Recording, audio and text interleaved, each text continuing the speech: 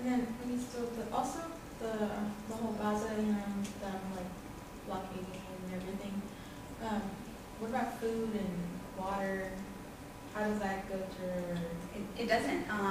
What happens, so what you have are these tunnels, and I'm sure many of you have heard about the tunnels, and everybody talks about the tunnels because that's where the weapons are, all the weapons go through the tunnels, but the reality is that the tunnels are really what maintains Gaza. Really, I mean, if it was not for the tunnels, Gaza would have been starved and dehydrated by now.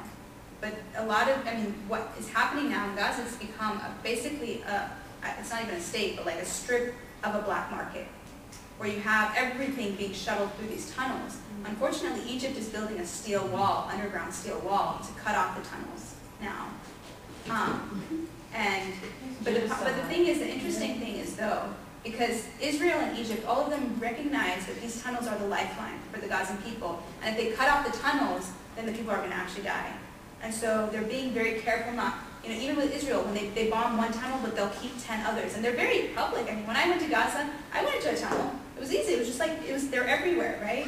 You can just go in, and it's like quite obvious that this is a tunnel. And if Israel wanted to stop the tunnels, and if Gaza wanted to stop the tunnels, they could have. If Egypt wanted to stop the tunnels, they could.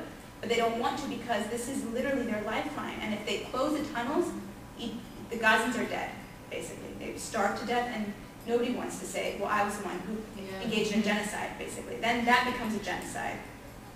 So. Oh.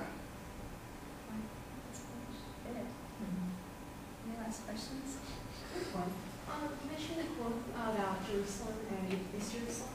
I heard that Jerusalem is 400 quarters, and I was wondering if and how they treat Jerusalem. Are they more pro-Jewish for that quarter, or are they more anti-Palestinian quarter? Well, I think you're talking about the Old City.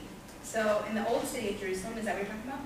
Are they two different cities? No, so the Old City is a tiny part of Jerusalem. That's where all the holy sites are. And they're divided into quarters. Like there's a Jewish quarter, there's an Armenian quarter, there's a Arab quarter, and it's very segregated.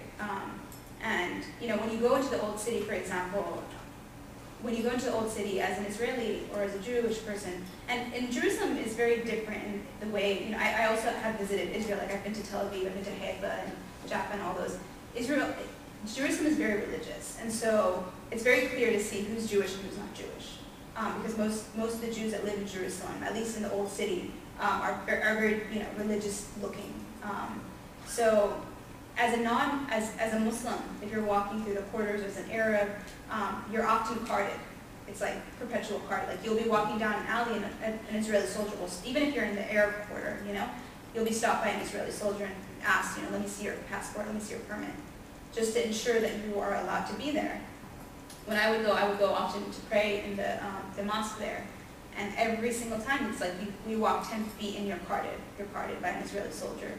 And so there's definitely, it's actually really, it's very scary as an Arab being there, because you're constantly being stopped, and you're constantly being asked to identify yourself, and you're constantly being asked. It's kind of like Arizona, like this what's happening now in Arizona, where if you look like an immigrant, you can be asked for your documentation. That's exactly how it is there.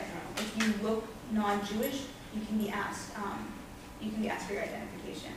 And so, but Jerusalem as a whole, it's divided into east and west. And the western part it's absolutely almost 100. It is actually almost 100% Jewish. East Jerusalem is the Arab, the Arab part of Jerusalem, but it's slowly losing that because it's being Judaized. There's been a lot of settlers that have moved into East Jerusalem through settlements or even through house evictions. And it's becoming harder and harder and harder for Palestinians who live in East Jerusalem to stay there because they have to pay higher taxes. They have to.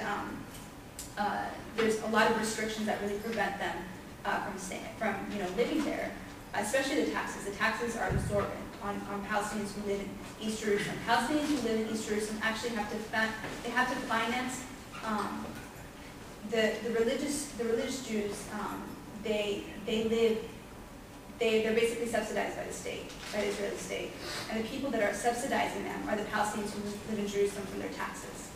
So they have to subsidize, the religious or the, in Arabic, like the scholar, like the Jewish scholars and the religious people that live in So it's very difficult for Palestinians who live in East Jerusalem because of not only the evictions and the settlements, but also because of the taxes and the high cost of living there. Thank you. So like gentrification. Yeah, no, it is. It's absolute gentrification. Awesome. All right, so as you guys all know, hopefully, I'm really glad all of you guys can make it.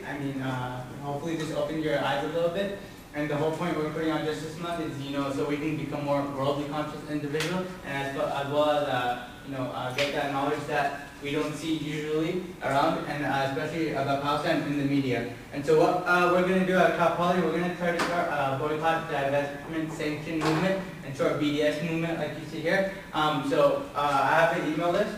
If you guys want to be a part of this, be informed of what's going to go on, just sign your name on here, and then you guys can sign up, because what is knowledge? What is knowledge without action? What does your knowledge mean without taking action from it when you know an injustice is happening? You should try your best, to stop it, at least with your hand. If not with your hand, then at least with your tongue. So just try to sign up, and we'll fill you in with whatever updates we have. All right, thank you guys. Also, be sure to look at the other events. We have one next week, Tuesday, about Japanese and Manzanar civil rights and internment. Thank you.